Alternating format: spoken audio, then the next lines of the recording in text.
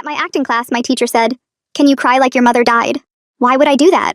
Because it's a fresh memory that you can tap into. But my mother isn't dead. Ms. Brennan's face went white. She actually dropped her clipboard, her papers scattering across the floor.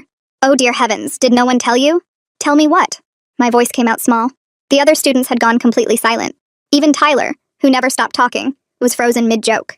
I think you still have time before her or your brother passes. She grabbed a pink permission slip from her desk, scribbling frantically.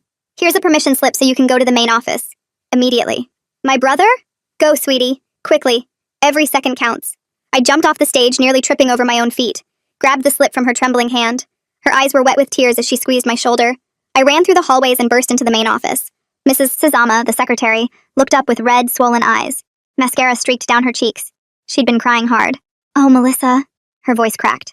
She stood up, then sat back down, like she didn't know what to do with her body. You were supposed to finish the school day first. The grief counselor said it would be better. What happened to my mom and brother? The words came out as a scream. She covered her mouth with both hands. There was an accident on Highway 9. A semi-truck ran the red light at Madison. Your mother's car. They were both. I need to leave. Now. I slammed my hands on the counter. Give me my keys. Honey, I can't release you. My family is dying. I was crying now, ugly sobbing, snot running down my face. Please. Please. Principal Snap emerged from his office. Miss Kennel, I understand you're upset, but according to Memorial Hospital, they only have about 10 minutes or so. You're 15 miles away. You wouldn't make it in time anyway. Better to stay here where you're safe, where we can support you. 10 minutes? And you were going to let me sit through algebra while they died? We thought it best. The counselor said routine would help with the shock. Screw this. I bolted for the door, slamming into the push bar with my full weight. I made it 3 steps into the parking lot before 2 security guards tackled me to the asphalt. My knees scraped bloody through my jeans, skin tearing on the rough pavement. Officer Boots, who usually joked with us at lunch, pinned my arms behind my back. Officer Godo, who'd helped me jumpstart my car last month, held my legs. Let me go. My family is dying. They're dying and you're holding me down. Can't let you drive in this state, Boots said, his voice strained. You'll crash and kill someone else, even yourself. I was screaming, crying, fighting against them with everything I had when my phone buzzed in my back pocket. The vibration against the asphalt was distinct. A text. My hands were shaking so hard Boots had to help me pull it out, had to steady my thumb on the fingerprint reader. Mom, did you like your little acting exercise? I had to pay everyone at your school extra for it. If you want to make it to Hollywood, this is what it takes. Method acting, baby. I read it 3 times, 4 times. The words wouldn't compute. Boots' grip loosened. Goto let go completely, scrambling backward. Another text. Your drama teacher says you gave an incredible performance. She filmed it. We'll use it for your audition reels. The Juilliard scouts are going to die when they see this. Another. Raymond helped plan it. He's been taking acting classes too. We're going to be a whole family of stars. My vision went red. Actually red. Like when you press on your eyes too hard but I wasn't touching them. This was all an exercise? My mother had paid my principal, my teachers, security guards, to convince me my family was dying. For an audition tape. I called her. She answered on the first ring, laughing. Sweetheart, you were amazing. The tears, the desperation. Ms. Brennan said she's never seen such raw emotion from a student. This is going to get you into Juilliard for sure. The way you fought those guards? Oscar-worthy. Mom. Still that too calm voice. I knew you had it in you. You just needed the right motivation. Every great actor has suffered. I took a deep breath. Mom, I'm going to make sure you suffer. And I promise it won't be cinematic. What's that mean? Her voice was concerned all of a sudden. You'll see. Expect a call from Ms. Brennan in about 30. I hung up, wiped my eyes, and started walking back to the school, with only one thing on my mind. I pull out my phone while walking across the parking lot and open the voice recorder app, hitting record and sliding it back into my hoodie pocket where the microphone will pick up everything. My knees hurt with every step. A sharp sting that reminds me of Officer Boots pinning me down while I screamed about my dying family. The asphalt is still warm under my sneakers, and I can see a small blood smear where my knee hit the ground. Students are leaving for the day, walking past me to their cars, and some of them stare, but nobody says anything. I keep my eyes forward and focus on breathing steady, in through my nose and out through my mouth like we learned in drama class for stage nerves.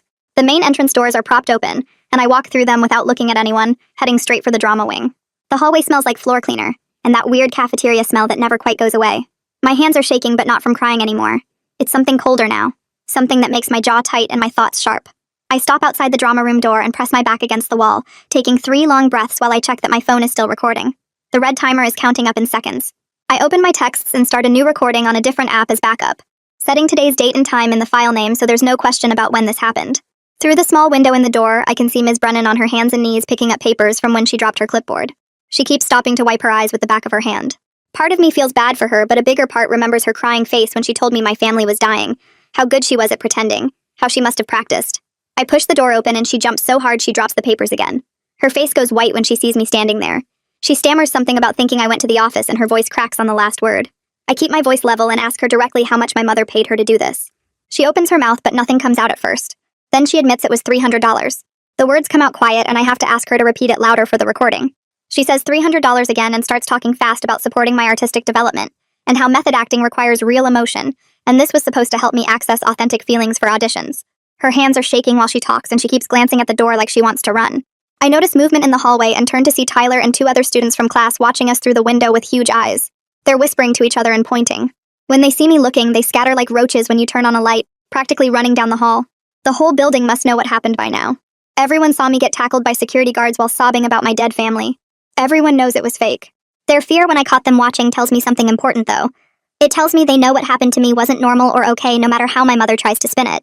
I turn back to Ms. Brennan and tell her I need to use the office phone to call my mother back. My voice sounds calm and cooperative and I watch her face relax a little bit, grateful I'm not screaming at her anymore. She nods quickly and gestures toward her desk phone. I walk over slowly, keeping my phone recording in my hoodie pocket, and every word she says, every nervous laugh, every attempt to justify what she did is being captured on 2 separate apps. She hovers near me while I pretend to look up a number and I can hear her breathing fast and shallow.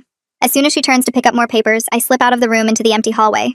I open my texts and start forwarding every single message from my mother to my personal email, then to my school email account. Then I create a new cloud storage account right there in the hallway and send them there too. I screenshot each message with the timestamps visible, making sure to capture the phone number and contact name. If my mother tries to delete anything from her end or claim I made these up, I'll have copies in 3 different places with all the data showing when they were sent. My hands are steadier now that I have a plan. I save each screenshot to the cloud and to my phone's encrypted folder. The dark spots on my jeans are getting bigger where my knees are bleeding through the denim. I head toward the nurse's office at the other end of the building, walking past empty classrooms and a janitor mopping the floor. The nurse is a middle-aged woman named Mrs. Hanley, who always has butterscotch candies on her desk. She looks up when I walk in, and her eyes go straight to my torn jeans and the blood showing through. She asks what happened, and I tell her I was physically restrained by school security in the parking lot. I watch her face change from concerned to shocked as she helps me onto the exam table. She cuts away the torn denim around my knees with medical scissors, and I see the scrapes are worse than I thought. Gravel embedded in the skin and raw patches where the asphalt tore through. She cleans each wound carefully with antiseptic that stings so bad my eyes water. While she works, she asks questions about how this happened, and I tell her the whole story in a flat voice, about the fake emergency and trying to leave campus and the guards tackling me. She stops cleaning and just stares at me for a second before pulling out her phone and taking photos of every scrape and bruise. She documents each injury in her computer system with detailed notes about cause and location. I can see her typing that I reported being physically restrained by school security personnel. Mrs. Suzama appears in the doorway while the nurse is applying bandages to my knees. The secretary's mascara is still streaked down her face and she looks exhausted and guilty. She keeps apologizing over and over, her voice breaking, and she mentions that the grief counselor suggested waiting until after school to tell me because it would be less disruptive to my day. I ask for the grief counselor's name and contact information.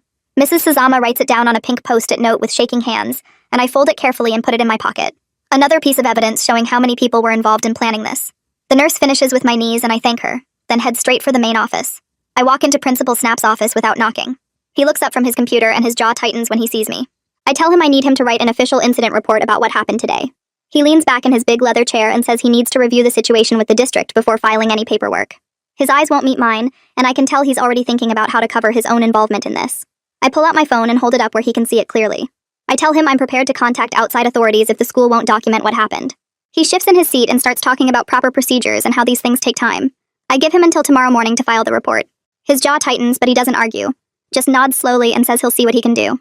My phone starts buzzing in my pocket, and I pull it out to see Mom's name on the screen. I glance at Principal Snap and tap the speaker button before answering, setting the phone on his desk between us. Her voice fills the office, bright and excited. She starts talking about how the footage is going to change my life, asking if I've calmed down enough to appreciate the opportunity she created for me. I don't say anything. Just let her keep talking. She goes on about how this is what it takes to make it in Hollywood, how every great actor has a story like this, how the Juilliard scouts are going to be amazed when they see my raw emotion.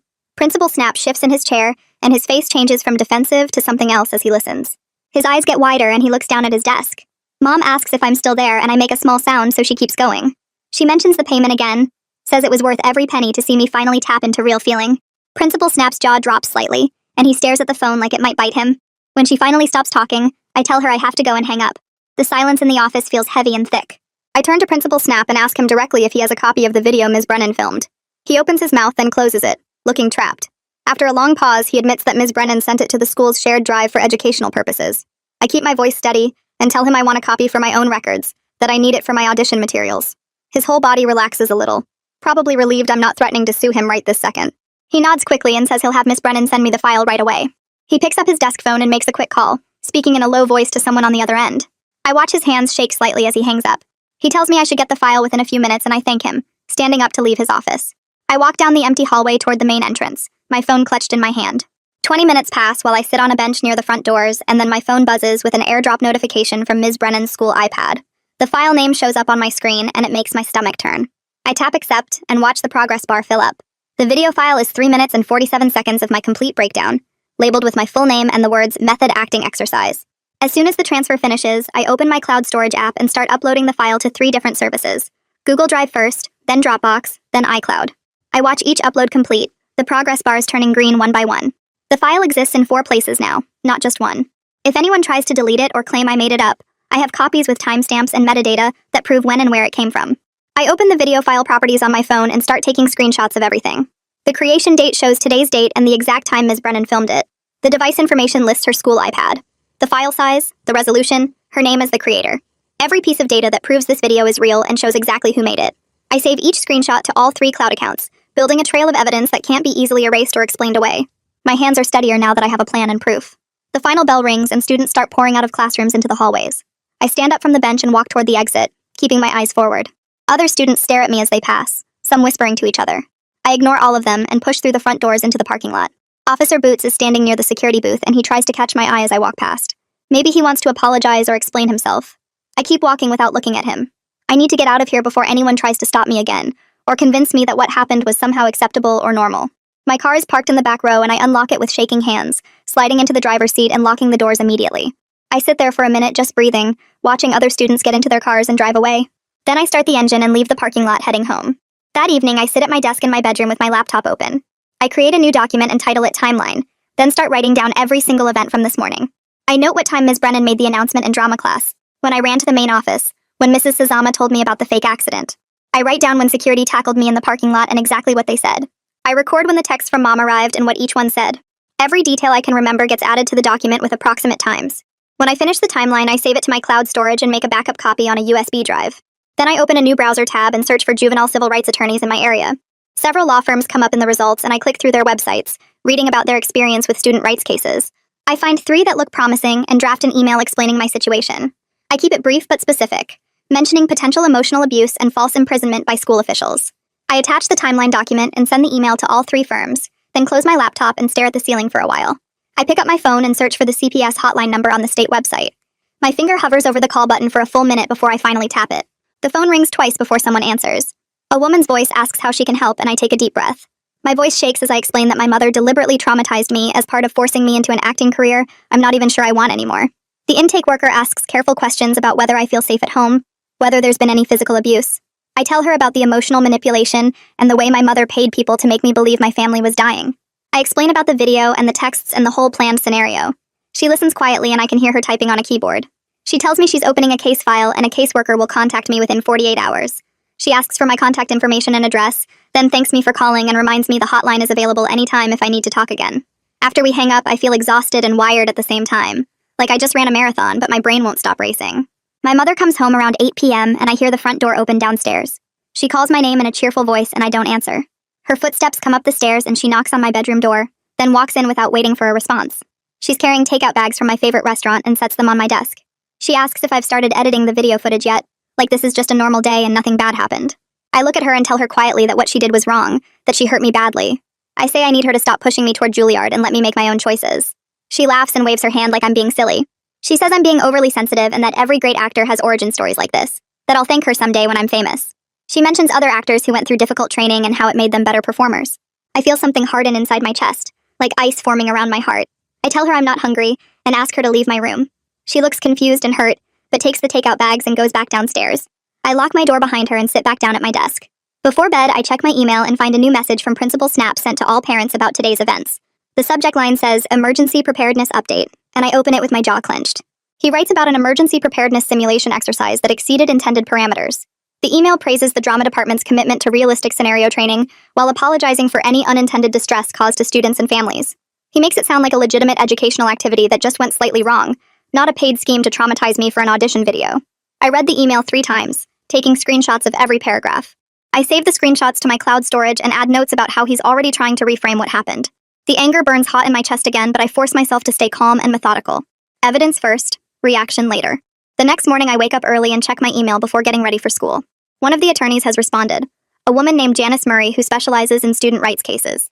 She wants to meet this afternoon and advises me to bring all documentation but to avoid posting anything on social media until we've talked. She includes her office address and asks me to confirm the appointment time. I feel a surge of hope reading her message, knowing that someone with actual authority is taking this seriously and wants to help.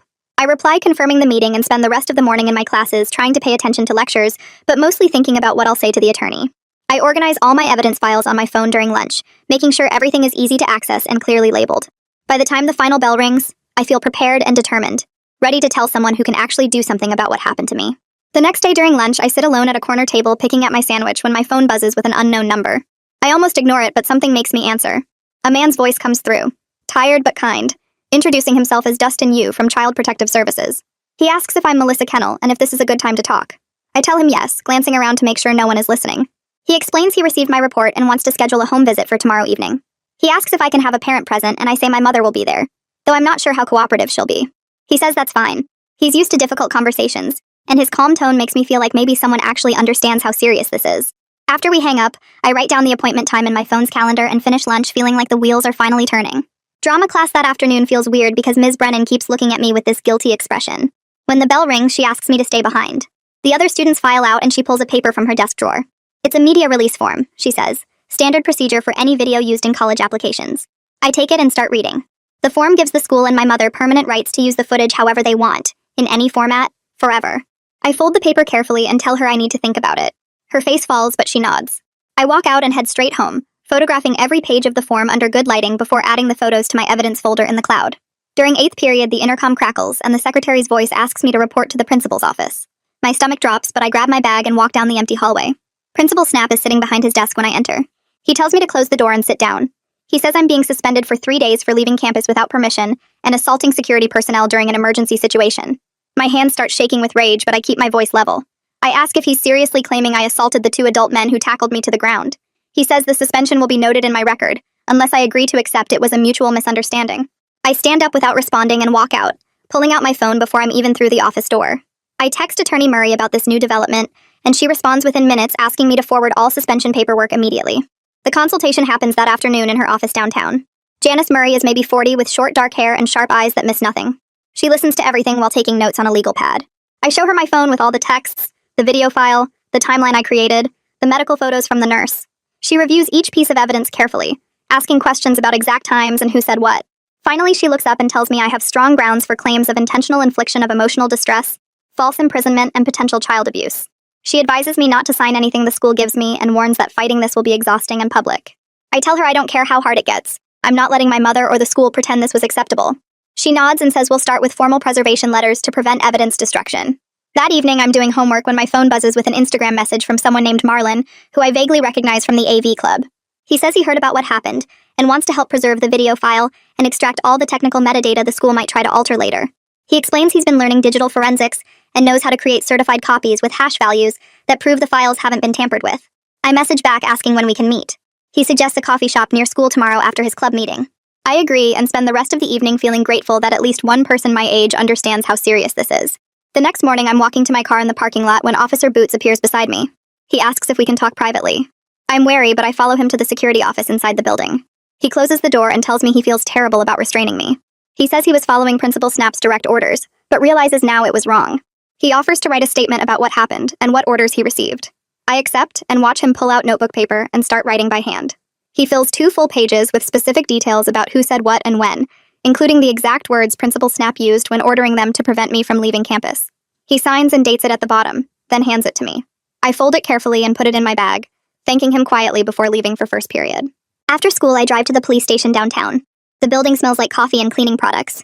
I approach the front desk and tell the officer I need to file a report for unlawful restraint by school security personnel. He looks uncomfortable and mentions that school safety policies give security broad authority to prevent students from leaving during emergencies. I pull out my phone and show him the text proving there was no emergency, just a staged scenario. His expression shifts from skeptical to concerned as he reads my mother's messages about paying everyone involved. He calls over another officer, and they both review the evidence before starting an official report. The CPS home visit happens that evening right at 6. Dustin Yu arrives with a female colleague who introduces herself, but whose name I immediately forget. My mother is waiting in the living room wearing a nice sweater and makeup, looking concerned and maternal. She performs beautifully for them. She's warm, apologetic about the exercise going too far, promising she'll never do anything like it again. She talks about wanting what's best for me, and not realizing how traumatic the experience would be. When Dustin Yu asks to speak with me privately, we go to my room and I close the door. I show him everything on my phone.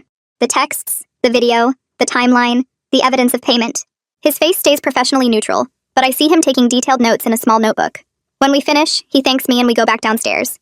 Before leaving, he tells my mother they'll be following up with additional visits and safety planning. Her smile doesn't quite reach her eyes. That night around 10, I check my email and find a message from someone named Jennifer Hayes, who identifies herself as a local education reporter. She says she heard about an incident at my school involving a controversial drama exercise. I don't respond immediately. Instead, I forward the email to Attorney Murray with a question mark in the subject line. She calls me within an hour and says media attention could help or hurt depending on how it's handled. We need to be strategic about what information gets released and when. She tells me not to respond yet, and that she'll think about the best approach. The next morning I wake up early and check the school district's website out of habit. There's a new statement posted with yesterday's date. I read it 3 times feeling sick. They're calling the incident a training simulation designed to help students develop emotional authenticity for performing arts applications. The statement emphasizes that all participants were volunteers and that the exercise was approved through appropriate channels. They make it sound legitimate and educational rather than abusive. I screenshot the entire statement and save it to my evidence folder, my hands clenched tight around my phone. The suspension notice arrives in the mail 2 days later, delivered by a postal worker who makes me sign for the certified letter. I rip open the thick envelope right there on the porch, hands shaking as I pull out the official forms. 3 pages of school district letterhead listing my supposed violations. Elopement from campus and physical altercation with safety personnel, with a hearing date circled in red 2 weeks from now. My mother's signature is required at the bottom of the parent acknowledgement form. I take photos of every page before bringing it inside, then scan the entire packet and email it to Attorney Murray with the subject line, urgent. She calls back within 20 minutes, her voice tight with controlled anger as she tells me she's filing an immediate appeal. She dictates her argument while I listen, about illegal detention and reasonable fear based on false information, about school employees providing that false information deliberately. I hear her keyboard clicking in the background as she types, and she promises the appeal will be submitted before end of business today. That night, I'm lying in bed scrolling through my phone when my chest suddenly tightens like someone's sitting on it. I can't get enough air no matter how hard I breathe, and my vision starts closing in from the edges like I'm looking through a tunnel. My hands go numb and tingly, and I'm absolutely convinced something terrible has actually happened, that the accident was real and I somehow got the timeline wrong. I stumble out of bed and down the hall to Raymond's room, gasping, and he jumps up from his desk where he was doing homework. He grabs my shoulders and makes me look at him, telling me he's right here, he's alive, nothing happened. I keep trying to breathe, but it feels like my lungs won't expand properly, and he sits me down on his floor and breathes slowly and deliberately, making me match his rhythm. It takes forever, maybe 20 minutes, before my chest loosens enough that I can breathe normally again. My whole body is shaking and covered in sweat, and Raymond gets me a glass of water that I spill half of trying to drink. When I can finally stand up again, I go back to my room and pull out the journal I started for CPS. I write down everything. The time it started, every symptom, how long it lasted, what triggered it, how Raymond helped. The act of documenting it makes it feel slightly more manageable, like I'm taking something horrible and turning it into evidence that might protect someone else someday. Around 11 that night, Raymond knocks on my door and asks if he can come in. He sits on the edge of my bed looking miserable, picking at a thread on my comforter, and finally admits that Mom promised him a role in a professional production, if he helped make the scenario believable. He says she told him it would just be a little emotional, that I'd understand once I saw how good the footage was, that this was how real actors prepared for serious roles. His voice cracks when he asks if I can forgive him, and I tell him the truth, that I can't yet, but maybe someday if he's willing to tell anyone who asks exactly what happened. He nods and says he'll do whatever I need, that he watched the video after everything, and he didn't understand how bad it would be until he saw my face. We sit there in silence for a while before he leaves, and I add notes about this conversation to my journal too, documenting his admission about Mom's promises. The next afternoon, Marlon from AV Club meets me at the public library with a thumb drive and a stapled packet of papers. He explains in a low voice that he archived the video files with full metadata verification, and he slides the technical report across the table showing file creation dates, device information, and digital signatures proving nothing's been edited. Then he leans in closer and tells me he managed to pull the raw file from the school district's cloud storage before anyone thought to lock down access. And now I have proof that this was stored on official school servers with timestamps showing exactly when Ms. Brennan uploaded it. I thank him quietly and slip the thumb drive into my bag, feeling the weight of this evidence like something solid and real I can hold on to. Attorney Murray sends the preservation letters that Friday, and she forwards me copies so I can see exactly what she wrote. The letters go to the school district's legal department, and to my mother at our home address, formally requiring them to preserve all documents, emails, videos, and communications related to the incident. The language is official and intimidating, warning that destroying evidence could result in additional legal consequences and court sanctions. I read through the letters 3 times, feeling a small but real sense of power, knowing they can't just delete everything and pretend this never happened, that there are legal consequences now if they try to cover their tracks. Dustin Yu from CPS calls me the following week to schedule a safety plan meeting, and I step outside into the backyard so my mother can't hear the conversation. He explains that my mother's control over my career decisions and her willingness to cause psychological harm are concerning enough that they need ongoing monitoring.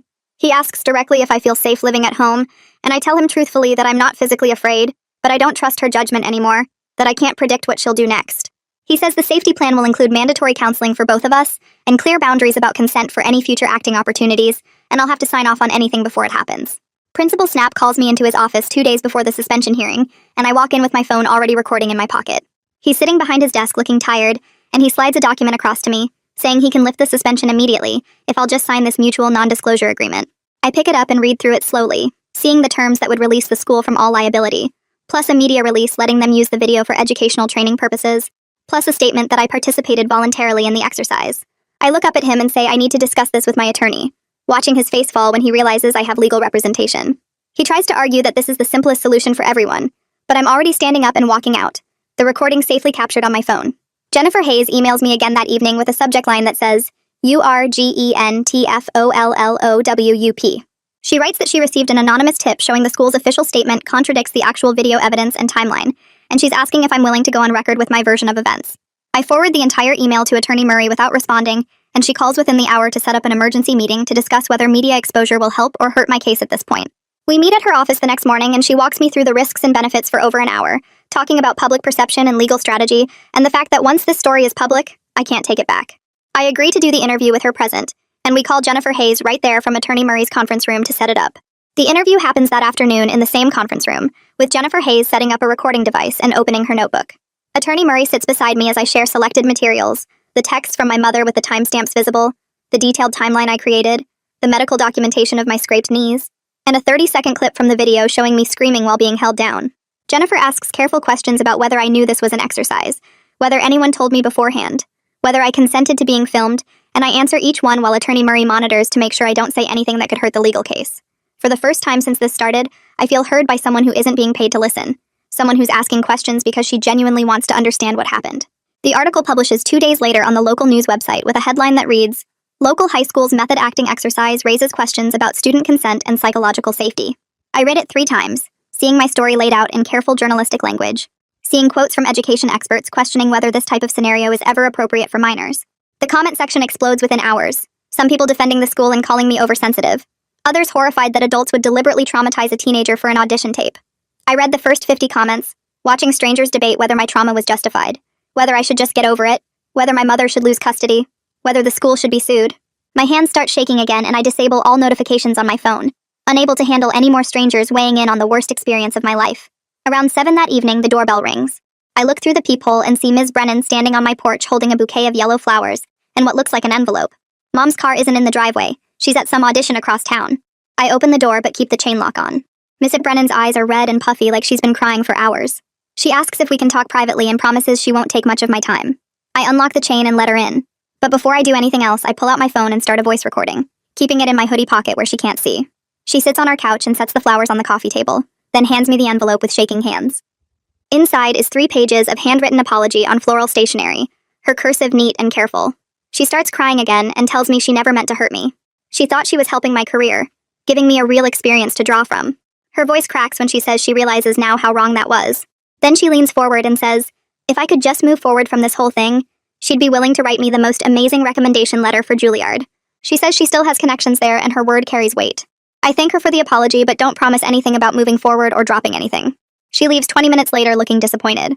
I save the recording immediately, labeling it with the date and time, adding it to my evidence folder. The next afternoon, I'm doing homework at the kitchen table when the doorbell rings again.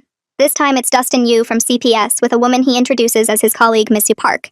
He says they read the news article this morning and have some follow-up questions. Mom's home this time, sitting in her chair by the window pretending to read a magazine. Dustin asks if they can interview me separately, and Mom's face goes tight, but she nods. We go to my room and they sit on my bed while I take my desk chair. Dustin pulls out a notebook and asks me to tell them about other times Mom pushed me into uncomfortable situations for career stuff. I tell them about the swimsuit commercial audition she signed me up for without asking me first, how I was only 13. and didn't want to stand in front of strangers in a bikini, but she said it was professional, and I needed to get over my body issues. Ms. Park writes everything down. I tell them about the time Mom told a casting director I was 16 when I was only 14, so I could audition for an adult role that had a kissing scene. Dustin's pen moves faster across his notebook. They ask more questions for over an hour, about consent and whether Mom asks what I want, or just tells me what's happening. When they finally leave, Mom doesn't say anything to me for the rest of the night. 2 days later, the school district sends out an email announcement about an emergency special school board meeting scheduled for next week. The subject line says it's to review the recent incident and discuss potential policy changes around student welfare and experimental teaching methods. The meeting is open to the public. I forward it to Attorney Murray within minutes. She calls me an hour later and says she's already drafting paperwork to get me added to the agenda as a speaker. We schedule a meeting at her office for tomorrow to start preparing my testimony. When I show up the next day, she has a template statement printed out with blank spaces for me to fill in with specific details. We spend 3 hours going through what I want to say, what evidence I want to present, how to stay calm if people challenge me. Every time I practice reading the statement out loud, my hands shake so bad the papers rattle. Attorney Murray tells me that's normal, and to expect it during the actual meeting too. That evening, Raymond knocks on my bedroom door and asks if we can talk again. I let him in, and he sits on the floor with his back against my bed. He admits Mom has been pressuring him with the same tactics for years, threatening to pull her support if he doesn't book roles, comparing him to other young actors who are more successful, making him feel like he's failing the whole family when he doesn't land an audition. We stay up until almost midnight talking about how neither of us can remember the last time Mom asked what we actually wanted instead of telling us what we should want. He says he's tired of performing for her approval. I tell him I am too. We make a pact right there to start setting boundaries together and to back each other up when she pushes back against them. The week passes slowly, and then suddenly the meeting day arrives. Attorney Murray picks me up at 6:30 because the meeting starts at 7 and she wants us there early. The school board meeting room is packed when we walk in. Parents fill most of the seats, some holding homemade signs that say things like, "Support our teachers and innovative education works." Other signs say, "Protect student mental health and students are not props." Teachers line the back wall. I spot Ms. Rodriguez, the substitute drama teacher, standing near the door. Students cluster in the side aisles, some from my drama class, others I barely know. Reporters set up cameras in the corners. The atmosphere feels tense and charged, like everyone's waiting for something to explode. Attorney Murray guides me to seats in the front row. I try to keep my breathing steady, but my chest feels tight. The board members file in and take their seats behind the long table at the front. Principal Snap sits off to the side with the district's lawyer. Ms. Brennan is absent. The board president calls the meeting to order and explains the agenda. Public comment period first, then my testimony, then board discussion and potential action. 3 parents speak during public comment defending Ms. Brennan and talking about how drama education requires pushing boundaries. 2 parents speak about their concerns for student safety. Then the board president calls my name. I walk to the microphone stand with my printed copies of Mom's texts in one hand and the thumb drive in the other. Attorney Murray nods at me from her seat. My voice shakes when I start reading, but grows stronger as I go through the specific messages. I read the one about paying everyone at the school, the one about the Juilliard scouts dying when they see the footage, the one about how every great actor has suffered. Then I ask the board's tech person to play the video file from my thumb drive. The screen on the wall lights up with 30 seconds of me screaming, while Officer Boots and Officer Goto hold me down on the asphalt. My voice on the video is raw and terrified, begging them to let me go to the hospital. The room goes completely silent. I see several board members lean back in their chairs looking genuinely shaken. One woman covers her mouth with her hand. When the clip ends, I return to my seat and the room stays quiet for almost a full minute. The board discusses for 2 hours, calling up Principal Snap to answer questions, reviewing the district's policies, listening to more public comment. Parents argue back and forth about whether this was educational or abusive. Finally, the board president calls for a vote. They vote 6-1 to place Principal Snap and Ms. Brennan on paid administrative leave pending a full investigation. They also announce an immediate policy review around student consent for all experiential learning activities. It's not everything I wanted since they're still getting paid, but watching Principal Snap's face as a security guard escorts him out of the meeting gives me a grim sense that consequences are finally starting to happen. People file out slowly after the meeting ends, some still arguing in small groups. Officer Boots and Officer Goto approach me near the door and ask if they can speak with me briefly. We step outside into the parking lot. They both apologize again, their voices quiet and serious. Officer Goto tells me he has a daughter my age and he's been losing sleep thinking about how he'd feel if someone did this to her. They explain they were told this was a legitimate emergency and that I was a danger to myself. Officer Boots says they should have questioned the orders more carefully. They both offer to testify about what orders they received and from who if it helps my case. I thank them and Attorney Murray takes their contact information. The following week, Dustin Yu calls and asks me to come to the CPS office with my mother to finalize the safety plan. We sit in a conference room with gray walls and harsh fluorescent lights. Dustin slides papers across the table explaining each requirement. Mom has to attend parenting classes focused on appropriate boundaries with performing arts children. I get individual therapy covered by the state. Any future auditions or acting opportunities require my written consent with a 48-hour consideration period before I have to decide. Mom signs each page with barely hidden anger, her pen pressing so hard it nearly tears through the paper. Dustin makes it clear that refusing would mean escalating to foster care placement. Mom's jaw clenches, but she complies. 3 days later, I get an email from the school district saying my suspension is officially lifted and expunged from my record. The preliminary findings show I was acting under false information provided by school employees. I returned to campus the following Monday, and the atmosphere feels strange and off balance. Some students avoid eye contact when I walk past them in the hallways. Others whisper to their friends and go quiet when I get close. A few people I barely know give me small supportive nods or thumbs up. At lunch, Tyler from drama class approaches my table and asks if he can sit down. He apologizes for freezing during the incident, saying he wishes he'd done something to help instead of just standing there in shock. I tell him it's okay, that I don't blame him for not knowing what to do. He sits with me for the rest of lunch, and we don't talk about the incident again. Just normal stuff about the calc test next period, and the substitute teacher's weird habit of always wearing purple. Over the next week, the social landscape at the school shifted into clear groups. Tyler kept sitting with me at lunch, making jokes about the calc homework and acting like everything was normal, which I appreciated more than he probably knew. A couple other drama kids joined us, people who'd been quiet during the whole mess, but now seemed willing to be seen with me. But there was another group, the ones who'd been Ms. Brennan's favorites, who shot me looks in the hallways and whispered when I walked past. I caught pieces of their conversations in the bathroom between classes, heard someone say I was ruining Ms. Brennan's whole career over what was just a drama exercise. I walked out before I could say something I'd regret. The weird thing was feeling so alone even when I knew I was right. Everyone else could pretend it was no big deal, but I was the one who'd lived through it, who still woke up some nights convinced something terrible had happened. That gap between what they thought and what I knew felt like standing on opposite sides of a canyon with no bridge across. At home, my mother switched tactics completely. She stopped asking about my day when I got home from the school, stopped making the foods I liked for dinner, started leaving notes on the kitchen counter instead of talking to me directly. Things like dentist appointment Tuesday, or need you to take out trash. Her whole communication style went cold and distant, like I was a roommate she barely knew instead of her daughter. When I walked into a room, she'd sigh loudly, this pointed exhale that made it clear my presence was an inconvenience. The fridge gradually filled with foods she knew I didn't eat, stuff with ingredients I'd told her 100 times I didn't like. I called Attorney Murray about it, and she told me to write everything down, every single instance of the silent treatment and emotional withdrawal. She explained this was a common thing abusers did when they lost control, trying to punish you into compliance through coldness instead of confrontation. So I started keeping detailed notes in a journal, documenting the hostile silence, the forgotten groceries, the way she'd leave a room when I entered it. I wrote down dates and times and specific examples, building another evidence file of how she was handling losing power over me. Attorney Murray helped me set up new boundaries around my technology and accounts. I changed every password on every account I had, making them all different and complex. Removed my mother's access to my phone's location services so she couldn't track where I was anymore. Opened a separate bank account at a different bank where she had no access or even knowledge it existed. Set up two-factor authentication on everything, my email and social media and cloud storage. Each small step felt like taking back a piece of myself that she'd claimed without ever asking permission. It was weird how much those little changes mattered, how much lighter I felt knowing she couldn't monitor my every move anymore. When she noticed the changes, she confronted me in the kitchen one evening, demanding to know why I was shutting her out. I kept my voice steady and told her privacy wasn't the same thing as secrecy, that I had a right to boundaries even if she didn't like them. She didn't have a good response to that, just stared at me for a long moment before walking away.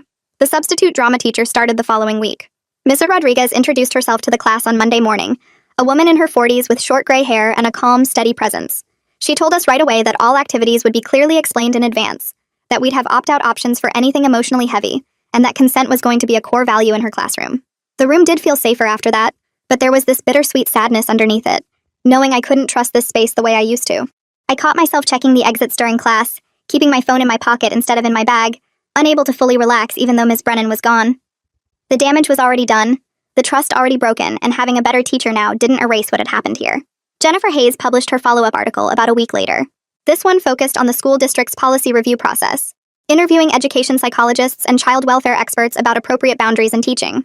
The article was more balanced than the first one, actually acknowledging that method acting had value while questioning whether teenagers could truly consent to traumatic scenarios designed by adults. I read it twice, taking my time with it, and felt less angry this time. More able to see the bigger picture beyond just my own experience, to understand this was about something larger than what happened to me specifically. 2 weeks after that, a thick envelope arrived from the school district's attorney. Inside was a settlement proposal laying out specific terms, a formal written apology from the district, mandatory training for all staff on student consent and psychological safety, full coverage of my therapy costs for as long as I needed it, a financial settlement for my medical expenses and emotional distress. I read through all the pages carefully, then called Attorney Murray. She came over that evening and reviewed everything with me at the kitchen table. The thing that surprised her most was what wasn't in there. No requirement for an NDA or media silence, no clause saying I had to stop talking about what happened.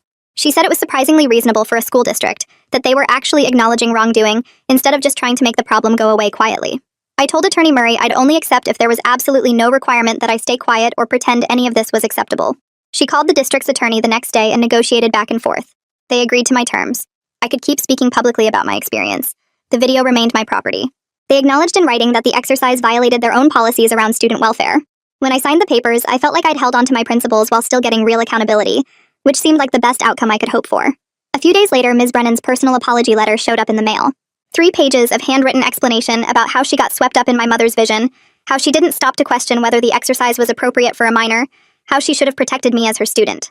She took partial responsibility for what happened, though I noticed she was careful not to say anything that might get her in legal trouble. I read it several times over the next few days. My anger started softening into something more complicated, this mix of frustration and sadness, and maybe a tiny bit of understanding. She was wrong, completely wrong, but at least she was trying to figure out why, which was more than my mother had done. That evening, my phone buzzed with a text from Raymond. Just one line that said, "I'm sorry I didn't protect you. I should have been a better brother. I'm working on it." I sat on my bed and cried reading it, then wrote back that I was working on forgiveness and it was going to take time, but I was glad he was getting help. He told me he'd started seeing a counselor who worked with kids of narcissistic parents. We started meeting for coffee once a week after that, sitting in the corner booth at the place near school and talking about Mom, about how to set boundaries with her, about supporting each other through the ongoing tension at home. It felt like maybe we could rebuild something between us, slowly. 3 months after everything started, CPS scheduled their final review. Dustin Yu called me in for a meeting at their office downtown. He reported that my mother had attended all the required parenting classes, and I'd been going to therapy consistently like I was supposed to. He said the home environment was still emotionally strained, which felt like an understatement, but it no longer met the threshold for keeping the case open. They'd close it but flag it for quick reopening if new concerns came up. I felt relieved and anxious at the same time, glad to have less oversight, but worried about losing the external pressure that had been keeping my mother's behavior somewhat in check. The week after CPS closed my case, I started meeting with Dr. Grimes in the small counseling office near the library. She had these comfortable chairs that didn't squeak and a white noise machine outside the door, so nobody could hear what we talked about. The first session I mostly cried and she handed me tissues without saying much, just let me get it all out. The second session we started mapping out what she called my triggers, writing them on sticky notes and putting them on the wall. Feeling trapped, being lied to, people making decisions about my life without asking me, seeing my mother's number pop up on my phone. By the 4th session, the wall was covered in yellow squares, and Dr. Grimes said something that made my whole body go still. She told me my mother's behavior fit a pattern called narcissistic parenting, where the parent sees the child as an extension of themselves instead of a separate person. She said setting boundaries wasn't selfish or ungrateful, it was actually necessary for my mental health. I walked out of that session feeling lighter, like someone had finally given me permission to protect myself. Over the next few weeks, we worked on coping strategies for when I felt my autonomy being threatened. Deep breathing exercises, grounding techniques where I'd touch something cold or count objects in the room, a script I could use when my mother started pushing. The sessions were hard, really hard, but each week I left feeling a little more solid in myself, a little less like I was made of glass that could shatter if someone pushed too hard. For one of Dr. Grimes's assignments, she asked me to record a video narrative about consent and boundaries, but not for auditions or college applications, just for myself. I set up my phone on my desk one evening when the house was empty and hit record. At first I just stared at the camera, not sure what to say. Then I started talking about what it felt like to have my emotions manipulated for someone else's goals, how it felt like being a puppet with someone else pulling the strings, how I'd spent so long trying to be what my mother wanted that I'd forgotten to figure out what I actually wanted. I talked about the difference between supporting someone's dreams and forcing them into a path they never chose. The words came out shaky at first, but then stronger, more certain. When I finished, I had this 15-minute video that felt more real than any audition tape I'd ever recorded. I saved it to a private folder and didn't watch it for 3 days. When I finally did, sitting cross-legged on my bed with headphones on, I barely recognized the person on screen. She looked confident, articulate, sure of herself. I realized I was starting to find my own voice separate from what my mother wanted me to be, and it sounded nothing like I'd expected. That weekend, I started researching performing arts programs on my laptop, but this time I wasn't looking at rankings or prestige. I searched for schools with strong mental health support and student advocacy policies. I found a program in Oregon that had a full-time counselor just for theater students and clear policies about consent in experimental coursework. Another school in Massachusetts advertised their student wellness center right on the drama department homepage. I bookmarked programs at smaller schools I'd never heard of before, places with robust counseling services and statements about protecting student autonomy. The idea of choosing based on what I actually needed instead of what sounded impressive to other people felt revolutionary and scary in equal measure. My mother had always pushed Juilliard, Carnegie Mellon, schools with famous names that she could brag about to her friends. But sitting there with my laptop open, reading about a tiny program in Vermont that emphasized student well-being over competition, I felt something shift inside me. Maybe I didn't have to choose the path that looked best from the outside. Maybe I could choose the one that would actually keep me safe. 3 weeks later, my mother and I ended up at the kitchen table one evening after Raymond went to his friend's house. She'd made tea, which she only did when she wanted to have a serious conversation. We sat across from each other, and for a long time, neither of us said anything. Then she started talking, haltingly, about being terrified of being a failed parent. She said she pushed me, So hard because she didn't want me to have the regrets she had about her own abandoned acting dreams. Her voice cracked when she talked about being 23 and giving up her theater company to get married and have kids. It wasn't a full apology, and she still didn't seem to fully grasp how damaging her actions had been, but it was the first time she'd acknowledged that her fear drove her choices instead of my actual needs. I told her clearly, keeping my voice steady the way Dr. Grimes and I had practiced, that I needed her to see me as a separate person with my own goals, not an extension of her unfulfilled ambitions. She nodded, but I could see the struggle in her eyes, like she was trying to understand something in a foreign language. The conversation didn't fix everything, but it felt different from all the previous fights, less like a battle, and more like two people trying to find their way through fog. The school board released its final report at the end of the term. I read it on my phone during lunch, sitting alone at a corner table. Principal Snap had resigned and accepted a non-school position with the district office, where he'd shuffle papers and never interact with students again. Ms. Brennan got reassigned to a middle school with mandatory supervision and retraining on student welfare policies. New district-wide policies now required parental consent and psychological screening before any experiential learning activities involving emotional distress. It wasn't a clean win. Both of them kept their jobs and pensions. Nobody got fired or lost their teaching license. But the policy changes might protect future students, and sitting there reading the official language about informed consent and student safety protocols, I decided that mattered more than perfect punishment. I forwarded the report to Attorney Murray with a short message thanking her for everything. She wrote back within minutes saying I should be proud of what I'd accomplished, that changing institutional policy was harder than most people realized. I saved her message and read it 3 more times that afternoon. 3 months after everything started, I walked past the auditorium on my way to meet Raymond and Tyler at the coffee shop off campus. The space where I'd had my breakdown looked ordinary now, just an empty stage with work lights on and some props from the current production scattered around. I paused for a second, looking through the small window in the door, and felt nothing. No panic, no anger, just a distant memory of something that happened to a different version of me. I pulled out my phone and texted both Raymond and Tyler that I was on my way, adding a joke about needing extra caffeine for the calc test tomorrow. Tyler sent back 3 coffee emojis, and Raymond replied with, "Same, I didn't study at all." I smiled and kept walking, my backpack heavy with textbooks and my college research folder tucked in the front pocket. I was still healing, still figuring out who I was separate from my mother's expectations, but I was moving forward on my own terms now. The weight of what happened would probably always be there, sitting somewhere in my chest, but it didn't define every step anymore. It just informed them, reminded me to keep choosing myself even when it was hard, even when my mother looked disappointed, even when the path I picked didn't look impressive to anyone else. I pushed open the door to the parking lot and headed toward the coffee shop, ready to spend an hour with my brother and my friend, just being a regular high school student with a calculus test to worry about.